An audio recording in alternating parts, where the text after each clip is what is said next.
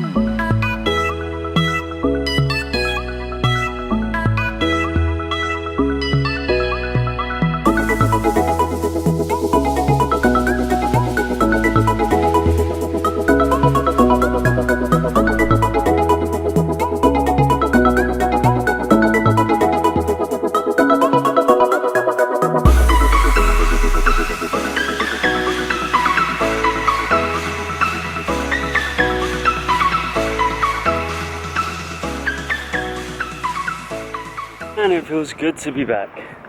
That training session was phenomenal. The gym's looking fantastic. People in there are just so much better. To be fair, if you guys have a gym that you enjoy, even though it's like a little bit more expensive, go there. Honestly, today's session was freaking awesome. The back work was good. The lighting obviously played a part in it. The bicep work was good. The calf work, everything just went really well. Ab work went really well. At the end, I did abs, which was hanging leg raises, which is a great exercise. It's just I need to work on my grip a little bit, and cable crunches, which is I'll show you it probably next training session. They're one of my favourites. Again, that's one thing that going to a different gym did do, because the equipment's different. It gave me a lot more ideas. So I had to think about, okay, I want to do that, but they don't have that, so let's think how I can do it or do a similar muscle. So it went really, really well. Got my shake here ready. What I decided to do is a guy called Gav that works in the gym, but he lives there. He trains in the morning basically. He said, right, eat before and after a workout. I thought, well, you know what? If I half the servings of these and double it, so I have one before a workout and one after a workout, I'm in for a winner. That makes complete sense. So I'm going to start doing that as of Sunday, when I'm going to be training chest. So that's hopefully going to fuel my workouts a little bit better. I'm going to hopefully get bigger as well with it. Hopefully it will do something to just put some fuel in my muscles and get me going. And as you know, easy as pea to make. I don't know why I do that. Sometimes I swear and sometimes I don't. Yeah, the calf machine that I showed you was fantastic. Really good idea. Two things that I'm happy about with that gym is that they've first of all got obviously the calf machine. Second of all, they've got some decent pull-up bars now, where you can do actual pull-ups, as you saw me utilising today. I'm going to be doing those every damn day because I love those things. So I'm going to be doing that every day, calves every day, and I did some biceps at the end, because back and biceps day, from the pull-ups I didn't feel like I needed them, but you know, it's a good situation. Anyway, I just see my bus pulling, so I'm going to run for it and I'll speak to you guys a bit later. Hey YouTube, so I'm back from work, had food, sorted everything out. Pretty chilled out in my chair at the moment, pretty relaxed. What time is it? It's 8 minutes past 8 at night, so I've been up quite some times, about 15 hours.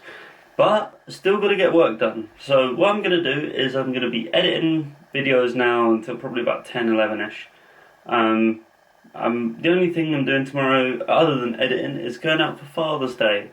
We decided to go out on the Saturday rather than the Sunday, and now this is the UK Father's Day. I know it's all different around the world, but UK Father's Day is this year on the 19th of June. But we're celebrating it on the 18th due to two reasons. One, Father's Day is so expensive. I don't mind paying it, but my parents do. My mum and my dad, they don't like the idea of it being more expensive because of a special day. So we go out on the day before. And also then it doesn't affect my training. They're very supportive of it. So I'm going to be doing that as well. Now, what I really want to talk about just now is content creators. So whether that be Snapchat, Instagram, Twitter, YouTube, whatever your platform may be, it's about what my opinions on what content you should or should not be posting. I think if you're trying to do something for just the subscribers or just the views or just the likes on a video, I think you're doing it all wrong. And obviously, first and foremost, this is my opinion. I'm not bashing on anyone, because for some people that is important to them. First of all, the people that first and foremost aren't getting paid, where it's acceptance, and I get that. I get that if you, like, when you're younger or going through school, you had a tough time and you wasn't accepted very well, and then you go on Instagram or you go on Facebook or Twitter or somewhere and you get thousands of likes, or you get millions of views on YouTube, and you get a load of acceptance due to it, if you're good at it and you get accepted from it and you get a kick out of it, great, go for it. Or you do it where it's your job. You've worked so hard at it, it's now become your job, and now you do need views because that's how you live. Okay, go for the views. But if you're in a situation like me, you don't need the flashy camera, the flashy computer. Okay, I'm in a fortunate position where I can do that. I probably wouldn't, if I wasn't like in my position now, I would not have this equipment here. I'd probably have the MacBook if I wasn't doing YouTube, but I definitely wouldn't have the camera. Now, whether that's a good thing or a bad thing, I don't know, but I use this on a daily basis, as you've seen, and I think the investment was worth it. I genuinely do. I'm probably not going to buy another camera ever. I might buy one if this takes off and I need like a film crew around me or something stupid, I don't know. I don't think I'll ever want that though. I don't think I'd ever want a film crew around me. We'll see what the future holds and see what happens. But you guys might not know this, but I've been doing YouTube a very, very long time. My first channel started... Hang on, bear with me.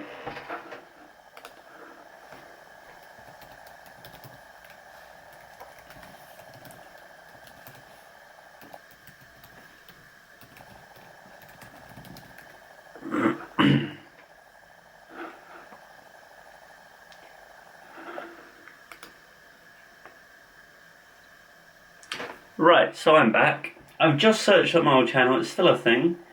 It's completely changed. It's weird, but I'll tell you what the count is and everything if anyone cares. But it was joined on the 14th of March 2012. So that's when I created my YouTube channel, and it was purely to do with gaming. So anything that I did gaming wise is uploaded on there. If you want to go see it, if you type in youtube.com/Gary P. Sawyer, then you'll find me. At the moment it's got 265 subscribers and 7,292 views. The reason why I didn't carry that channel going is because I knew the 265 subscribers was, they're going to be inactive. I hadn't used it in a while. I didn't upload very frequently in the last couple of years that I was doing YouTube on that. I only stopped doing it last year. So, that being said, I've done YouTube for quite some time now. That's about 4 or 5 years now. And I like to think that I know a bit or two about it. So, when I say these things, it's come from not only a perspective... I'm quite new to the fitness YouTube side of things and the later side of the new YouTube side of things, but I get the premise. I get the idea of what people want to see, in a sense, and what makes a channel grow. I never grew myself, but I've watched other people do it. I've watched so many, there's countless number of people that I know that have grown to quite a large amount. And the gaming community, it was who you know, not what you know. And I don't know whether that's the same in the fitness industry, but I'm not fussed about growing into a massive establishment now. To have that much of an influx in the first few months is ridiculous. It's like if you imagine the YouTube channel as like a business. And I know that's scary for you guys, especially if you're younger, you're quite young. You might not have a good grasp on this, and I don't expect you to. But imagine you're a shop, right? And you've just started up a shop. No one's even knowing that you're going to do it, apart from the companies that you've bought your equipment off of. So you're launching a t-shirt.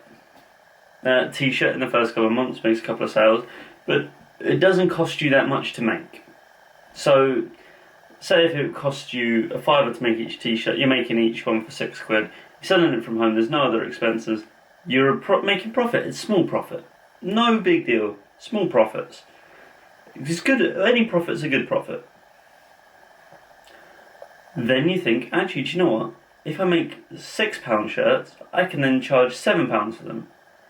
And grow, and eventually, with the right steps being taken and the right advertisement, you then become a brand like what's one that's come up quite recently? Well, I say quite recently, but become mainstream. I guess okay, we could talk about Alphalete is in the middle stages of that. Alphalete is Christian Guzman's brand. If you have a look at it now, he started off years ago, probably about 2-3 years ago, with his iGPSFitness brand. Now that sort of took off, and when I say sort of, he got a fair amount of sales on it, but it didn't have the same attention that Alphalete did. Now Alphalete is, I think it's in its first or second year of official launch, and he's only getting to that stage now where people are recognising the logo. It's a year on, and he's already had a brand himself, and he's already an icon himself as a fitness icon to a lot of people, and he's only just established it. So if you imagine it like that, you think, okay, the first couple of months, I'm not going to be anyone, which you've got to accept. If you don't accept that, if you get too hung up on, okay, I've only got one view on that video, or I've only managed to get 10. Well, if you haven't had 10 views before and you hit 10 views on a video in the first day, that's an achievement. So you've got to really take the good with the small. You've got to appreciate that you are a small person on the big wide internet that's home to so much crap and so many scams and everything. And to get your point across, to say that you are actually a legit person, is difficult. And to tell the internet that you know what you're talking about, especially from my standpoint, where I don't have a qualification to my name to say I know about that. So for me to prove it and then go back on what I'm saying and contradict myself, then shows that actually I might be wrong, which probably has set me back quite a bit. But by doing so, I've shown that I'm honest, and I don't bullshit. I don't like to swear, but I don't bullshit you. I tell you how I see it, and it's my opinion. But what you've also got to realise is that some of the biggest YouTubers didn't take off for about 5 years. There's a YouTuber I used to watch, and some of you old gamers might recognise his name, White Boy 7th Street. I can't remember where the hell his name came from. And big YouTubers always get the question, how did you get big? How do you get noticed? Now, he was in the day when YouTube was a new thing. It was very, very new. We're talking probably 2005. Let me check when his channel started.